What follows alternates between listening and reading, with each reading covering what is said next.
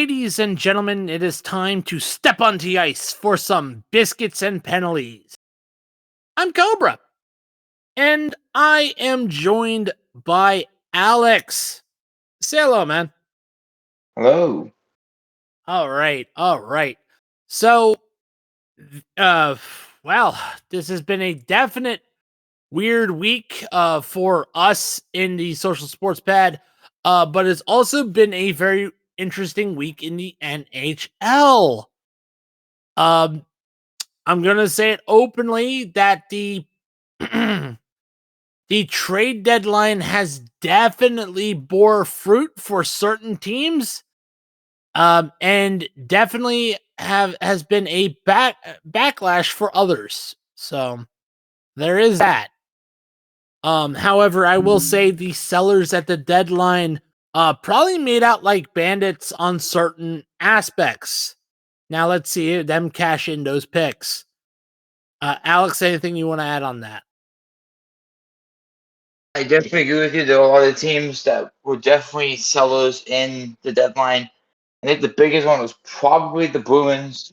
Obviously, trading the big lifer away in Max and Brand Marchand to the Florida Panthers, Yeah. basically gutting the lifetimer and potential Hall of Famer on the team to go to a in-division conference rival that could bite them later on, maybe next year.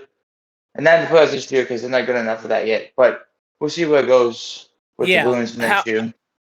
I will say though, for Brad Marchand, he is, I believe that his trade was probably a necessary one considering that Aaron Ekblad just got popped for a 20-game suspension for PEDs.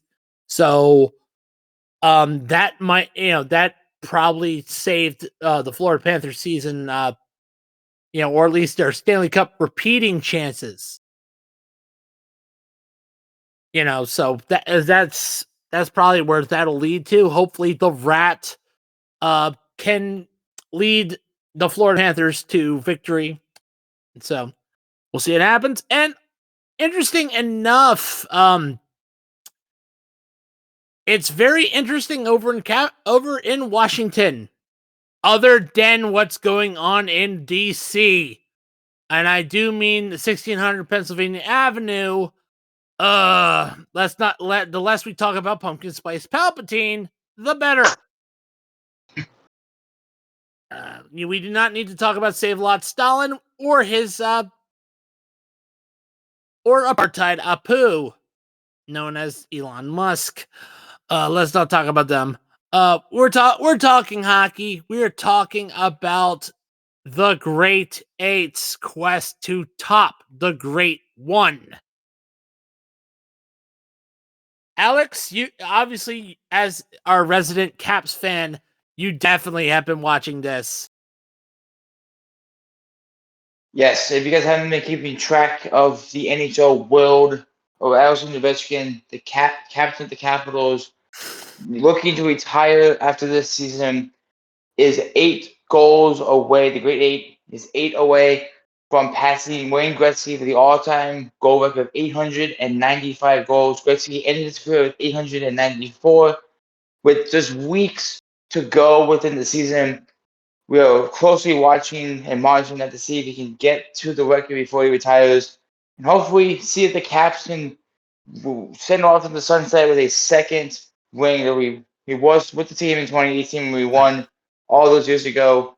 So definitely a big one to look out for and a big spotlight on Ovechkin. Gretzky has said on TV that he is rooting for Ovechkin to pass him, which is not what we see a lot in football or any sport, that a player wants a certain player to pass them, but definitely serves purpose and how great Ovechkin is and how fast he's going to pass it, because it's reportedly he's going to pass him faster than Gretzky was to put in all his 894 goals.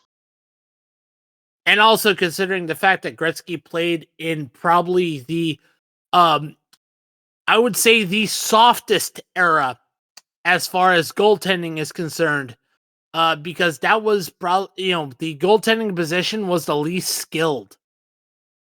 A goalie didn't even pass 900 save percentage. in the 80s. It was rare for a goalie to hit 900. It was even rarer for a goalie to go above 910. We didn't get one of those and I mean with regular starting gigs. All right, I'm not talking about a backup. With regular starts, we didn't see that till Dominik Hasek did it in 1994 with a 920. All right, so it's a different era of hockey that Ovechkin has played in, as far as the skill set of goaltending, as far as the ability of the players in general. The players hit harder. The game is definitely faster with lightweight materials and all that, of the sticks, the helmets, and the gear. And as a person who has worn goalie gear, I can tell you that it may be heavy, and it is, but it is probably not as heavy as the stuff that was from the 80s, especially the goalie pads. So it's very interesting. I will say, the fact that Wayne Gretzky is rooting for Ovechkin to pass him, I will definitely say Wayne Gretzky, he may have held those records for for a long period of time, but it's also like he knows the importance of someone passing him in the record books. In the NHL, you're known for two things: for breaking a record, or you're known for winning cups, and you're known for breaking records and staying in the record books. A record is meant to be broken after. And Wayne Gretzky, who always thought that his records would stand the test of time, now witnessing a person that has the potential and the ability to pass, him in the record books, that tells you a lot. That tells you the era that Gretzky lived in. It also tells you what he roots for, because, records aren't meant to stay forever. They're not. They are made to be broken. That is why they're records. And again, as you said, Gretzky is excited, as any fan would be, to see his records broken. And yeah, I'm not surprised Gretzky is rooting for Ovechkin. I'm not surprised that Gretzky is as excited as you are, Alex. So yeah, I'm rooting for Ovechkin too, because I may not be a Capitals fan, but I've always loved Alexander Ovechkin. I thought he was a breath of fresh air since the lockout happened in 2005, 2006, or 2004, 2005. He was definitely a breath of fresh air in a league that needed a huge breath of life.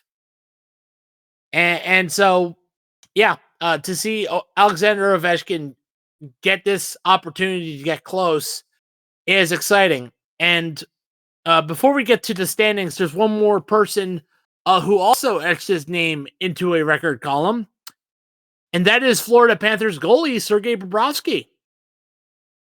Sergei BOBROVSKY yesterday started climbing his way into the top 10 of goalies in the win column, if that makes sense. He surpassed Tony Esposito as the 10th all-time goaltender in wins. Not bad for someone who is undrafted. That's all I gotta say. Alex, is there anything you want to add to either one of those comments? As a Capitals fan, watching the Florida Panthers, being in a feud with the Panthers, is obviously, as an Eastern Conference fan, I hate 95% of the teams in it, and the Panthers are one of them. I'm super proud of Sergei BOBROVSKY. He is a great goalie for them, has led them to greatness, and I cannot wait to see what else he does for the future with the Panthers. and see if they can defend the Stanley Cup, because this is a fleet that we haven't seen done in a long time. Obviously, the Lightning won back-to-back. The Penguins won back-to-back. But I think the Panthers haven't won back-to-back in a long time, and they are in full speed of winning their little conference in the Eastern Division, because the divisions are broken up into two different areas of the Yeah. country. So we'll see what happens with Bobrovsky, and I hope he's going to be in the Hall of Fame for the Panthers, and potentially maybe an NHL Hall of Famer, depending on how many rings he can get on his hand. Well, he definitely has hardware to etch his case into the Hall of Fame. He has a Vezina Trophy with the Columbus Blue Jackets. He has a Stanley Cup. He has the wins. He has the save percentage. It's not like if they sent him to the Hall of Fame, he would be like, why? No, he has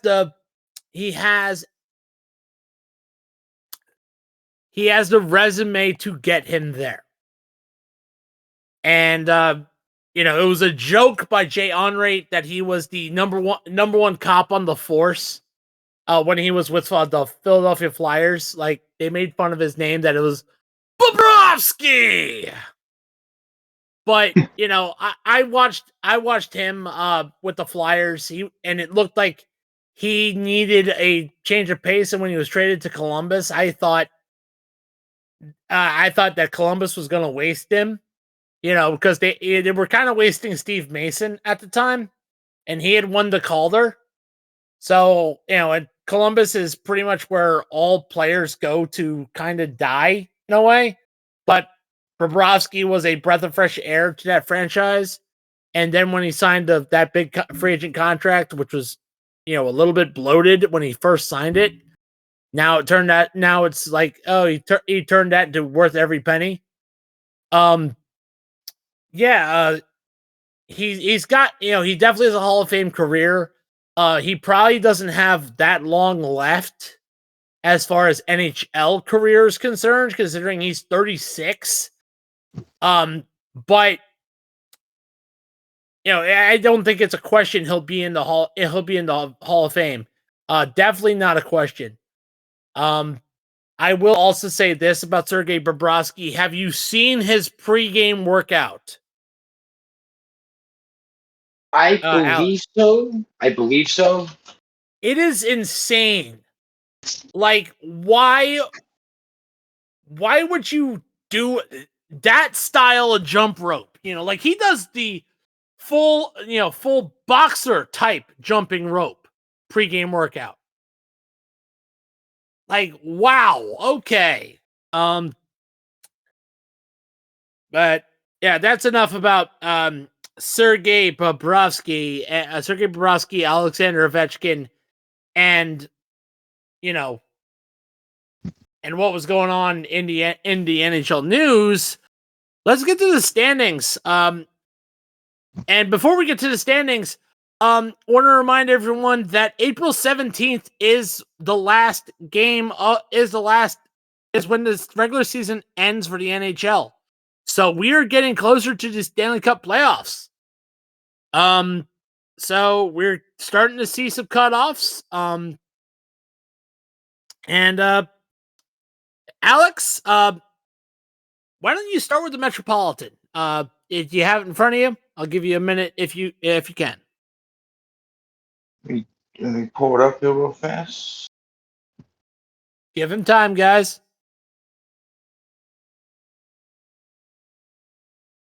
As always, leading the Metropolitan has been, for seems like most of the season, the Washington Capitals.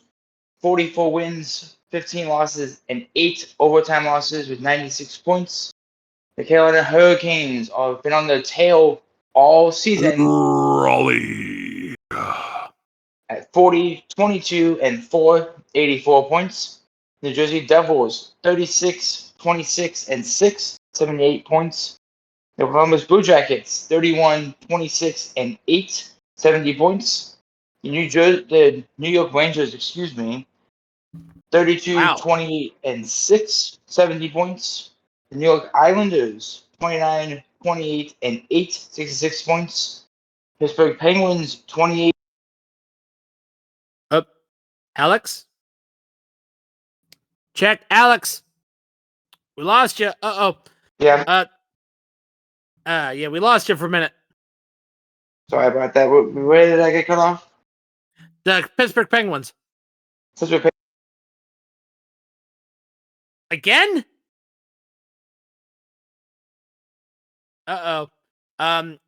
Yinzer! Where's the Yinzer when you need him? Yinzer! Just no to me, apparently. Penguins Apparently, we 28. lost you again. Penguins 28, 31, and 10, 66 points. And the Flyers 28, 31, and 6, and 8 with 64 points. I heard my name. Why were you cut? We don't need you anymore, Yinzer. Sorry.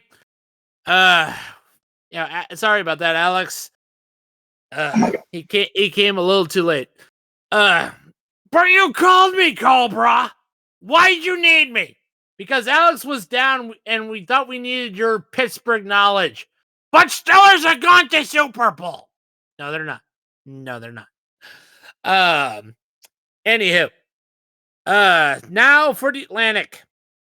At the top is the Florida Panthers, led by Sergei BOBROVSKY. Hey, we were just talking about them. 41, 22, and 3, 85 points. The Toronto Maple Leafs will be eliminated in the second round before the second round. Did I just say that? 39, 23, and 3, 81 points. The Tampa Bay Lightning, 37, 23, and 5, 79 points. The Ottawa Senators, 35, 25, and 5, 75 points. The Montreal Canadiens, 31, 27, and 7, 69. Nice points. The Detroit Red Wings, 31, 29, and 6, 68 points. The Boston Bruins, 30, 29, and 8, 68 points. And the Buffalo Sabres, 26, 33, and 6, 58 points. They can take solace, at least they're not as bad as the Sharks. All right, and speaking of, Alex, can you take the Pacific? I can. So leading it is the Vegas Golden Knights at 38, 19, and 8, 86 points. I can't read. That would be, 39, 19, and 8, 86 points. Correction. Thank you. The Edmonton Oilers, 38, 24, and 4, 80 points. The Los Angeles Kings, 35, 20, and 9, 79 points. The Calgary Flames, 30, 24, and 11, 71 points. The Vancouver Canucks, 30, 24, and 11, 71 points. The Anaheim Ducks, 29, 30, and 7, 65 points. Seattle Kraken, 29, 34, and 4, 62 points.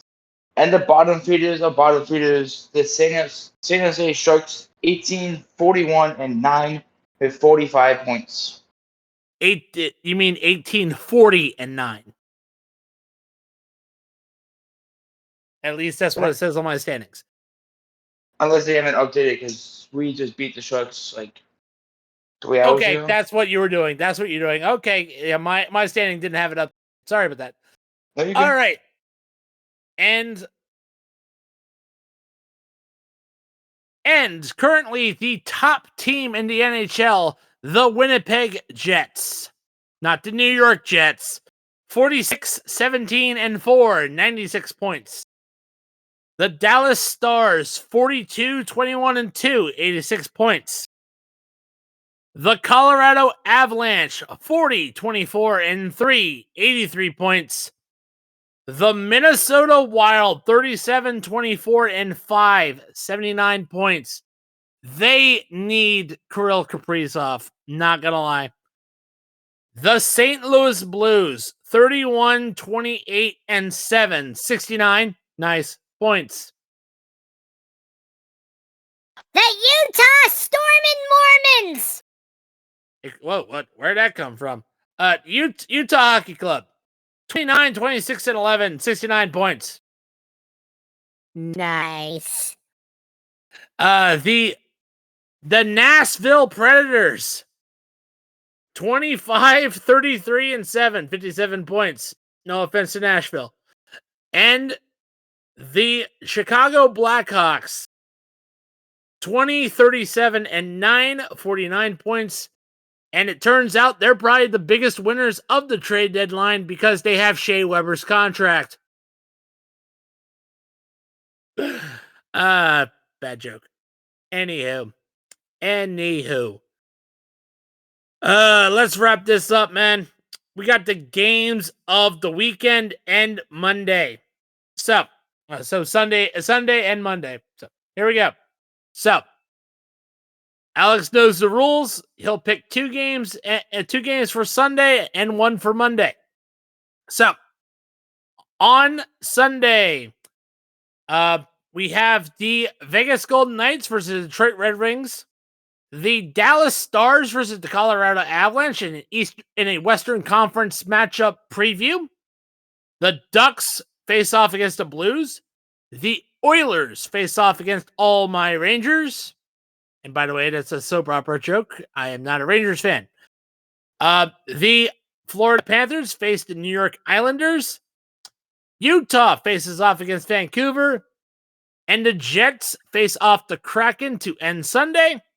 And on Monday, the Flyers face the Lightning. The Devils face the Blue Jackets. The Sabres face the Bruins.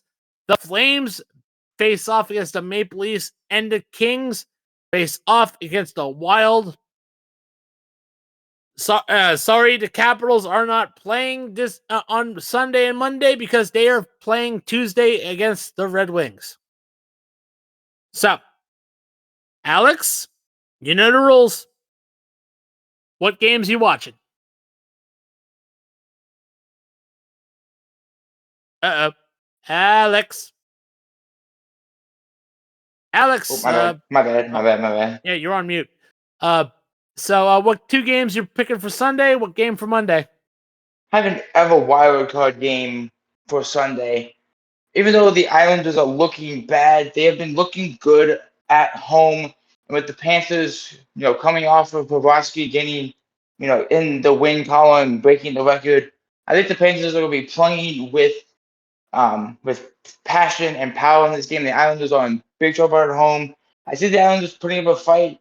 Unfortunately, I think the Islanders are just going to be selling the season away and just tanking because it seems like they have nothing to play for anymore. This team is not as good as they were a year or two ago. Right.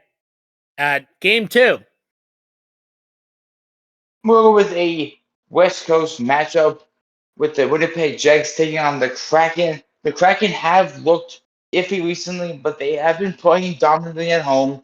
And with Colin Hollerbuck pushing the Jets to making the playoffs, winning the Vezina, this is going to be a good matchup. The Kraken have a good shooting team and a good defense. I'm curious to see how Hollerbuck can match up against this Kraken team. We're definitely looking at the score tomorrow night at 9 p.m. It's going to be a later game, so it'll be any late East Coast time, but definitely be looking out for the Jets and the Kraken game tomorrow night. Right. And your Monday night matchup. Ooh, I'm going to go with the Kings and the Wild. The Wild have been looking pretty decent without Kaprizov. Obviously, they just added a good piece in the trade deadline that we talked about last week. And the Kings are looking dominant. They are leading the wild card race with, I believe, the third spot, sitting in that sweet spot of they can get in and they can just miss the playoffs. But the Wild are also pushing for that wild card spot. They're trying to get in. They were just struggling without Kaprizov. And I'm really curious how Foley's going to do because the Kings have a very powerful and fast-paced shooting offense. Now, I'm not sure if Foley can keep up with, but I hope he does. Give the Wild a big push to try to make the playoffs this year. Right. And as for me, I am definitely focused on a game that I teased that I would be focused on. That would be the Stars versus Avalanche. That is a potential Western Conference final in that matchup alone. I'm definitely excited to see that matchup, especially the goaltending. Dallas definitely has a great goalie. Forget his name. He was just very good. And I am going with the Oilers and the Rangers. I'm looking at that with heavy scrutiny. Because again, it's the Oilers. They got Connor McDavid, aka Connor McJesus. So we'll see what happens with him. And then this one's going to be interesting, to me at least, because the Blue Jackets are. I want the Blue Jackets to make the playoffs for Johnny Gaudreau. So to face off against a struggling Devils team, this is going to be very interesting for the Columbus Blue Jackets. Let's go. That's good. And of course, if you want to check out all the games that we're excited to look for, I will remind everyone that we have an affiliate link with Fubo TV. If you haven't heard about Fubo TV, it is a streaming service that allows you to watch live sports and TV without cable. By the way, you can, and if you don't have a trial with them, they do have a free trial with no commitment. You cancel any time. But if you do want to give them a chance, why don't you use our affiliate link in the bio wherever you get your podcasts? Show the channel some love. Fubo TV. All right, and that is it for our podcast. We do want to give a special shout out to our other podcasts. The Lap Down will still be going on. We had a bit of an issue, but we'll reveal that in due time. As well as we have the Social Slam podcast tomorrow. We had the Dirt and Turf baseball podcast yesterday. Kat made her hosting debut on that one, so that was very exciting to listen to. We also have obviously the Hard Count, our football podcast. We will be coming back to football before draft time happens. So we will have 2 more podcasts before this season is over. For the Hard Count before we get into season 4. And then of course, we are on TikTok. We're on YouTube. Obviously, I just said Spotify and other podcasting networks, so check us out. But also, speaking of YouTube, at 6 o'clock Eastern Standard Time, we will be joining collaborator of the channel, Billy, from Newt City. He has a YouTube channel, Volbill99, VOLBILL 99. And we are going to join him and his fellow streamers live at 6 o'clock to discuss a March Madness bracket. Please, if you are listening to us, please be excited about that. Once again, it's at 6 p.m. Eastern Standard Time. I'm excited. I was part of it last year. Obviously, I couldn't really do much. Now I can. I could do a lot more. And I'm excited, and I'm glad to bring Alex along. So, yeah, Alex, are you excited to be a part of a fellow friend of ours to do March Madness? I'm excited. March is my favorite time of year for basketball because you get these crazy no-name schools putting up the biggest upsets, and I can't wait to see what the tournament brings us this much. Let's hope someone upsets Gonzaga. Let's hope someone does that. Oh, Duke, because I hate that's Duke. always exciting. Gonzaga always gets hyped, and then it gets knocked down to earth. I love it.